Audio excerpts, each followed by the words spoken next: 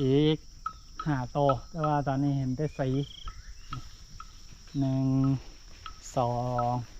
3 4งามอยู่นะพี่น้องเนาะ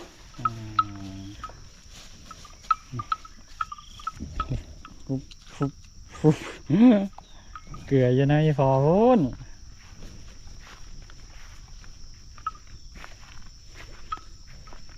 นี่พอมาหนิดู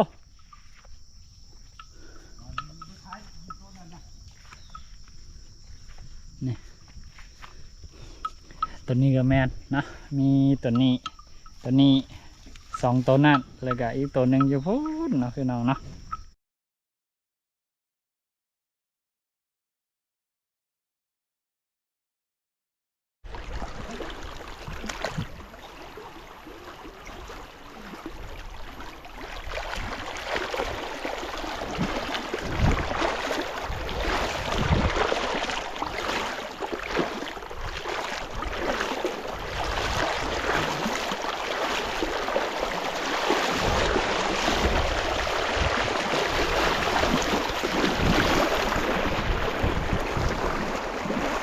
ก็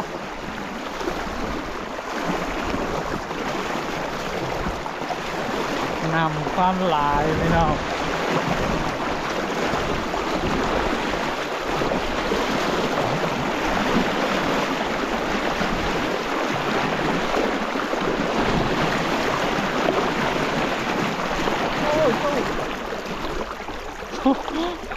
เพียงเอิกเพียงเอว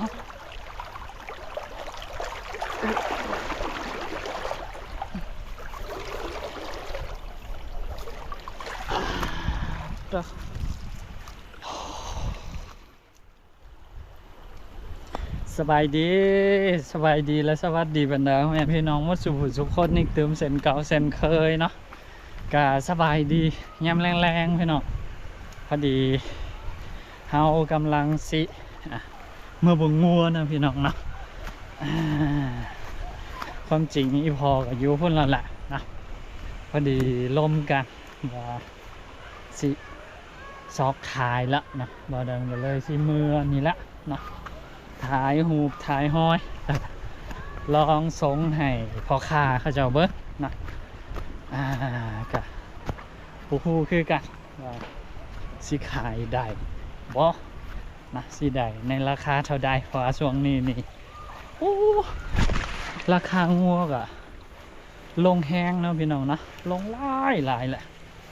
จากตอนที่ซื้อนะเมื่อก่อนนี่ตัวหนึ่งก็10,000ขึ้นเนาะแต่เดี๋ยวนี้นี่ก็บอด10,000ละงัวน้อยงัวนั่นคือแบบงัวที่เขาเลี้ยงมันเป็นงัวพันธุ์พื้นเมืองนะพี่น้องเนาะโตมันก็บ่ได้ใหญ่บ่ได้นั่นตอนนั้นนี่เอาแพงอยู่แต่ว่าช่วงนี้นี่ราคาตกนักพี่น้องเนาะเหลืออยู่บ่เท่าใดตัวใดก็แล้วก็เฮาบ่มีคนเบิ่งคนแยงแล้วเนาะก็ช่วงนี้ก็พุ่นละตั้งแต่ช่วงที่เฮาบ่อยู่กับอีพอแล้วเป็นคนเบิ่งจนกระทั่งตอนนี้อีพอเป็นคนเบิ่งนะถุงมือคือก่อนหน้านี้เนาะผู้ใดก็ผู้ว่าท่านเฮ็ดสวนยางก็มีบอนปล่อยอยู่เนาะแต่ว่าช่วงหลังๆนี่ก็มีสวนยางเกิดขึ้นเกิดนั่นแล้วก็ปล่อยบ่ได้ละเนาะไปเข้าหัวเข้าสวนเพิ่นเบิดเนาะก็เลยนี่ละร่วมกันว่าสิหาให้ผู้อื่นมาเอาไปเลี้ยงต่อละเนาะให้ผู้ที่ว่าเขาจะมีเงินไขพร้อมมาเอาไปเลี้ยงต่อเนาะทงนาเนาะพี่น้องนะตอนนี้ก็คืออยู่ทงไฮทงนาเนาะกำลังพุ่นละมือหาบอนมัดงูเนาะนี่เขาหน้าทรงนี้ก็เริ่มสุกเริ่มเขียวเริ่มงามเนาะของบางเจ้าก็งามของบางเจ้าก็บ่ค่อยปานใดนะพี่น้องเนาะนี่คือของเจ้านี้ก็ค่อนข้างสิบ่ค่อยงามปานใดเนาะนี่เขาก็มีอันตายแน่อันบ่สูงแน่อันใหญ่บ่เต็มทีเด้นะปนกันไปส่วนของเจ้านี่งามได้พี่น้องนี่แบบเต็มกกเต็มกอขนาดเนาะนี่อันนี้ก็คือกัน คือสิเป็นน้ำแนวพันธุ์เขาเสือเขาเจ้าน้ำเนาะเนี่ยเฮ็ดไถเฮ็ดนาอยู่บ้านเฮาก็จังซี่ล่ะนะพี่น้องเนาะต้องได้รุ่นต้องได้เสียงเอาปีได้ใช้เข่าแนวพันธุ์ถือกับฤดูถือกับปีเข่าก็งามคือจังที่เห็นเนาะปีได้ใช้แนวพันธุ์ที่บ่ถือกับฤดูบ่ถือกับปีก็มีบอลงามแต่บอลบ่งามเด้ก็ต้องได้รุ่นได้เสียงเอาเนาะกะเดี๋ยวเฮาไปเบิ่งไปชมพร้อมๆกันนะพี่น้องนะว่างัวของเฮาตอนนี้มีจักโตเนาะหลังจากที่ซื้อตั้งแต่ตอนนั้นพุ่น3-4 แม่นอนเลี้ยงมา4-5 ปีเนาะ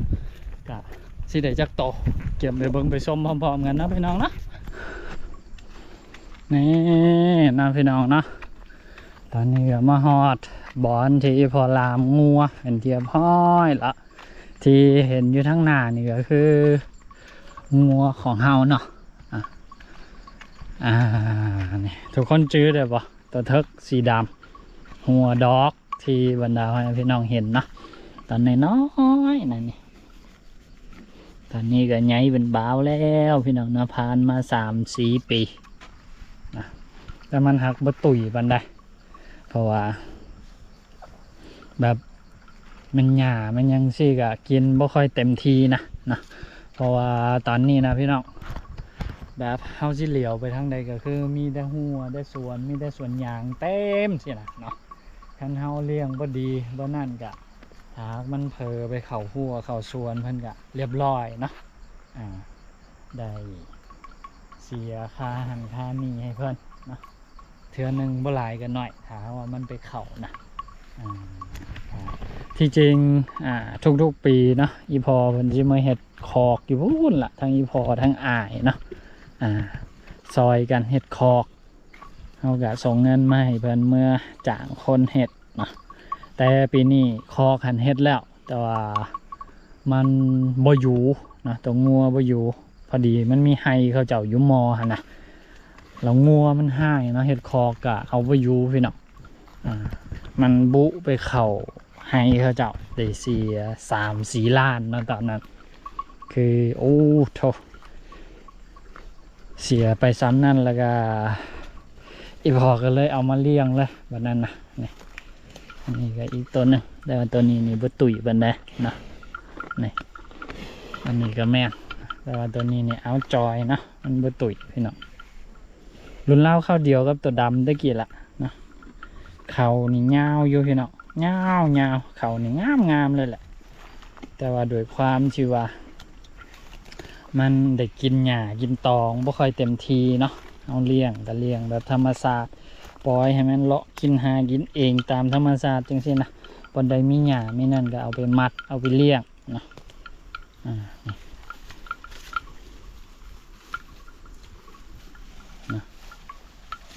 บ่ค่อยตุ๋ยปานใดนะ2 เทิกนี่อะไรก็มีอยู่ทางพุ่นอีกอีพอกับมาเฝ้าจังซี่ล่ะทุกมือเนาะคือปะบ่ได้เลยแต่ก่อนนี่มีคอกมีนั่นก็เอาไว้คอกพุ่นก็เอาไข่นะแต่ว่าช่วงหลังๆนี่ไว้คอกกับไว้บ่ได้ไปหาไห้เขาเจ้านะอันนี้ก็อีกโตนึงอันนี้ก็แม่ตัวทักน้อยตัวน้อยนี่เอาตุ๋ยเอางามอยู่พี่น้องเลยนี่อันนี้นี่เขาบ่นั่นบนยาว2 โตหันนะ3 โตที่เห็นแล้วเนี่ยเราจูนั่นดูอยู่ในป่าส่วนที่เหลือก็คืออยู่ในป่าพุ่นนะงูขอเฮากะมีทั้งหมดเนาะ7 โต 8 โตกับตัวน้อยเนาะมีตัวเทิกกัน2 โต 3 โตกับตัวหนึ่งอยากน้อยหน่อยหนึ่งนี่น้องพี่น้องตอนนี้ก็มาฮอดแล้วอีก5 โตแต่ว่าตอนนี้เห็นได้สี1 2 3 4 งามอยู่นะพี่น้องเนาะ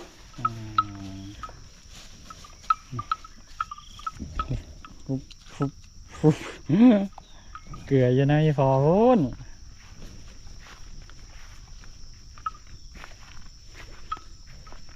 นี่พอมาหนิดู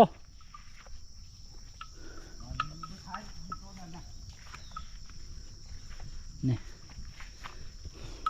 ตัวนี้ก็แมนนะมีตัวนี้สองตัวนั่นแล้วก็อีกตัวหนึ่งอยู่พุ่นเนาะพี่น้องเนาะตัวนี้นี่มากินเกลือใช่เอาวะนะแล้วก็อยู่พุ่นตัวหนึ่ง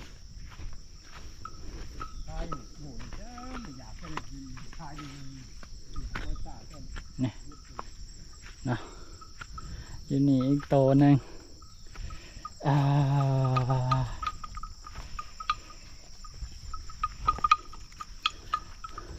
หาโตพี่น้องอยู่นี่นะอยู่พุ่นสีแล้วก็อยู่นี่อีกตัวหนึ่งพอดีเป็นหาโตกะมีประมาณนี้นะพี่น้องเนาะงัวของเฮาก็คือจังที่บอกไปตอนนี้ก็คือหาเจ้าของไม้มาเอาไปเลี้ยงต่อนะก็โอเคทุกคนงัวของเฮาก็มีทั้งหมดสำนั่นแหละนะทั้งหมดก็คือ8 ตัวตัวน้อยตัวนึงตัวเอากระเทินกับ7 ตัวมีตัวเทิกอยู่3 ตัวส่วนที่เหลือก็คือตัวแม่2 ตัวนะแล้วก็ลูกมันอีก2-3 ตัวนะรวมทั้งหมดก็คือ8 ตัวความจริงก็มีอยู่ทั้งบางของพระเถาคุณแน่เนาะทั้งหมดตอนทำอิฐนะเขาซื้อมา4 แม่นะ3 4 แม่นี่แหละแล้วก็แบ่งไปเลี้ยงอยู่พุ่น2 แม่เหลืออยู่พี่2 แม่นะเลี้ยงมันบ่ค่อยแพร่พี่น้องถามว่ามันแพร่ได้ปีละลูกนี่ก็คือที่มีหลายอยู่แต่อันนี้มันบ่แพร่นะพี่น้องเกิดมาแล้วมันบ่ได้มันเป็นหันเป็นหนีไปเบิดนะก็เลยเห็นแต่ซ้ำนี่เลี้ยงมาหลายปีแล้วพี่น้อง4 ปี 5 ปีแล้วแหละนะตัวแม่4 ตัวอยู่นี่เหลือ2 ตัวแล้วก็อันที่เห็นทั้งหมดก็คือเป็นลูกมันเนาะรวมทั้งหมดกับ8 ตัวแล้วก็มีอยู่บ้านของพระเทาอีก2 ตัวนะตัวแม่นะส่วนตัวลูกมันนี่เหลืออยู่จักตัวนึงอยู่พุ่นนะประมาณ2-3 ตัวนี่แหละรวมทั้งหมดก็นะก็ประมาณนี้นะคือบ่มีบอลซีเลี้ยงเลยทุกมือนะคือหลายๆคนก็อาจจะสงสัยแล้วก็อยากรู้ว่าเป็นยังจึงว่าสิหาเจ้าของไม้มาเอาไปเลี้ยงแทนสินะเนาะคือมันบ่ค่อยมีบอลเลี้ยงพี่น้องแล้วก็เอากับบ่มีคนสิเลี้ยงเด้คือก่อนหน้านี้เนาะเมื่อประมาณปีที่แล้วนี่ก็เอาไข่ยุเนาะเขามีคอกมีนั่นก็เอาเมื่อปล่อยอยู่คอกฤดูที่ว่าเพิ่นเฮ็ดหัวเฮ็ดสวนนี่นะเนาะแล้วก็ฮอดฤดูที่ว่าเพิ่นเก็บเกี่ยวเขาให้เขายังจิเขาก็เอาลงมาทงเอาไข่หน่อยนึงนะ